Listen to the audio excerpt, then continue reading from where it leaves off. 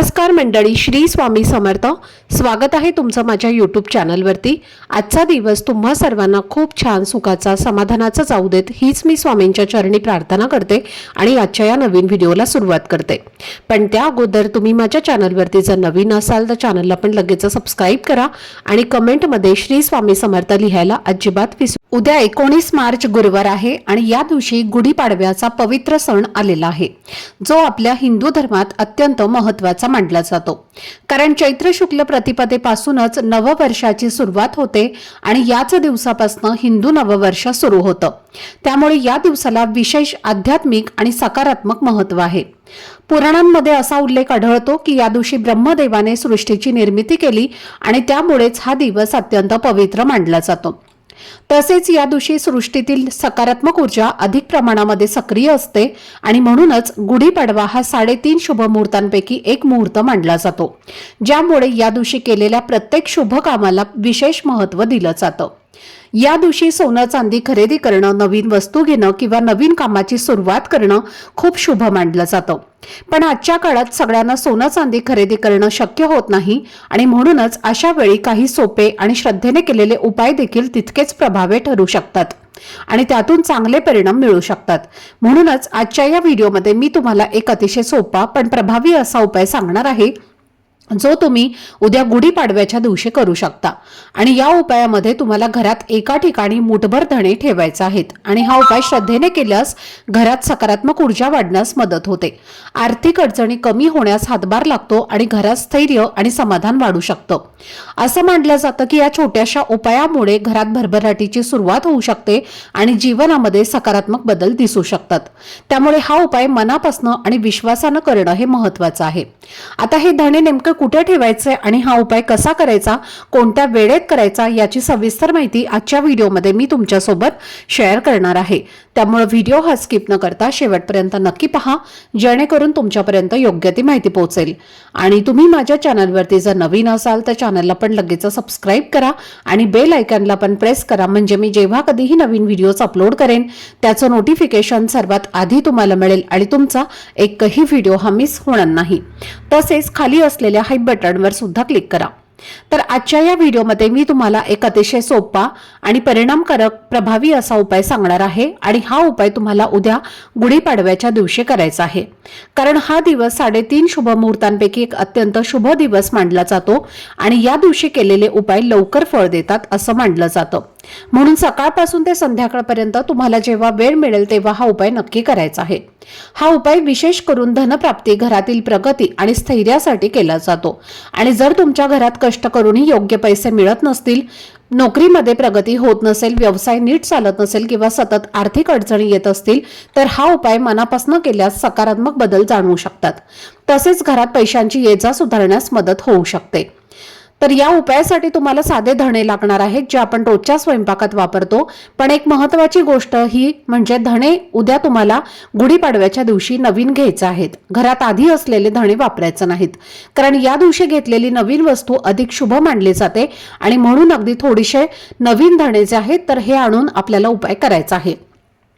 त्यानंतर हे धणे एका स्वच्छ वाटीत काढून घ्यायचे आहेत आणि सर्वप्रथम देवघरामध्ये दिवा लावून अगरबत्ती आणि धूप लावून देवांची मनापासून पूजा करायची आहे. तसेच तुळशीजवळ सुद्धा एक दिवा लावला तर अधिक चांगलं मानलं जातं.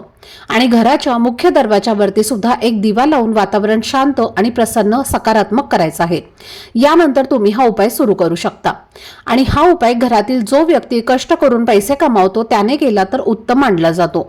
पण जर ते शक्य नसेल तर घरातील स्त्रीनेही हा उपाय श्रद्धेने केला तरी तो तितकाच प्रभावी मानला जातो. कारण घरातील स्त्रीलाच लक्ष्मीचं रूप मानलं जातं. महत्त्वाचं म्हणजे हा उपाय करताना मन शांत, श्रद्धा आणि विचार सकारात्मक ठेवणं हे खूप गरजेचं आहे. कारण जेव्हा आपण विश्वासाने आणि प्रामाणिकपणे काही करतो तेव्हा त्याचा परिणाम हळूहळू आपल्या आयुष्यात दिसू लागतो. आता हे धणे तुम्हाला एका वाटीमध्ये काढून घ्यायचे आहेत. वाटी घेताना प्लास्टिकची अजिबात घेऊ नका. जर तुमच्याकडे चांदीची वाटी असेल, स्टीलची वाटी असेल किंवा तांब्याची वाटी असेल तर ती वाटी तुम्ही घेऊ शकता आणि त्यामध्ये हे धणे तुम्हाला घ्यायचे आहेत. सर्वप्रथम हे धणे तुम्हाला तुमच्या देवघरामध्ये माता लक्ष्मी समोर ठेवायचे आहेत आणि त्या धण्यांना हळदी कुंकू अक्षदा अर्पण करायचं आहे. माता लक्ष्मीला सुद्धा हळदी कुंकू लावून घ्यायचं आहे आणि तिथेच बसून तुम्हाला महालक्ष्मी अष्टकमचं 3 वेळेला पठण करायचं आहे आणि 1 वेळेला श्री सुक्तमचं पठण करायचं आहे. श्री सुक्तमचं पठण करताना त्याची जी फलश्रुती आहे तर ती फलश्रुती सुद्धा तुम्हाला पठण करायची आहे आणि त्यानंतर दोन्ही हात जोडून माता लक्ष्मी भगवान विष्णूंचं नामस्मरण करायचं आहे. तुमच्या घरातील ज्या काही आर्थिक समस्या आहेत तर त्या दूर होण्यासाठी प्रार्थना करायची आहे आणि त्यानंतर आपल्या घरामध्ये जो कर्ता पुरुष आहे किंवा जी कर्ती स्त्री आहे तर तिला आपल्या देवघरासमोरच एका आसनावरती बसवायचं आहे किंवा पाटावरती बसवायचं आहे. बसवताना फक्त चेहरा हा दक्षिणेकडे येणार नाही याची विशेष काळजी तुम्हाला घ्यायची आहे. दक्षिण दिशा सोडून इतर कोणत्याही दिशेला तुम्ही तोंड करून बसवू शकता. त्यानंतर तुम्हाला काय करायचं आहे, जे वाटीतले धणे आहेत तर त्यातले तुम्हाला मुठभर धणे हातामध्ये घ्यायचे आहेत आणि आपल्या पतीच्या डोक्यावरनं ज्या प्रकारे घड्याळाचा काटा फिरतो त्या प्रकारे तुम्हाला 7 वेळेला ओवाळून घ्यायचे आहेत आणि त्यानंतर दुसऱ्या वाटीमध्ये हे धणे तुम्हाला टाकायचे आहेत आणि नंतर काय करायचं आहे तर एक लाल रंगाचा कपडा घ्यायचा आहे किंवा लाल रंगाचा कागद की म्हणजेच पेपर घ्यायचा आहे आणि त्यामध्ये तुम्हाला 11 अखंड असे धणे जे आहेत तर ते घ्यायचे आहेत आणि त्या लाल रंगाच्या कागदामध्ये किंवा लाल रंगाच्या कपड्यामध्ये बांधायचे आहेत आणि तेच धणे जे आहेत तर ते आपल्याला घ्यायचे आहेत आणि आपण आपल्या पतीवरनं ओवाळून घेतलेले त्यातले धणे तुम्हाला घ्यायचे आहेत आणि त्यानंतर त्याची पोटली तुम्हाला तयार करायची आहे आणि आपल्या पतीच्या वॉलेटमध्ये किंवा स्त्रीच्या पर्समध्ये ठेवायचे आहे. जेव्हा असे धणे आपण आपल्या पतीच्या वॉलेटमध्ये ठेवतो तेव्हा पतीला सोन्यासारखे दिवस यायला सुरुवात होते. पतीला प्रत्येक कामामध्ये यश मिळते आणि त्याची दिवसेंदिवस प्रगती व्हायला सुरुवात होते. त्यांच्यावर कुठल्याही प्रकारचा आर्थिक संकट अडचणी ज्या आहेत तर त्या माता लक्ष्मीच्या आशीर्वादाने येत नाहीत आणि माता लक्ष्मीचा आशीर्वाद सदैव त्या व्यक्तीवरती राहत असतो.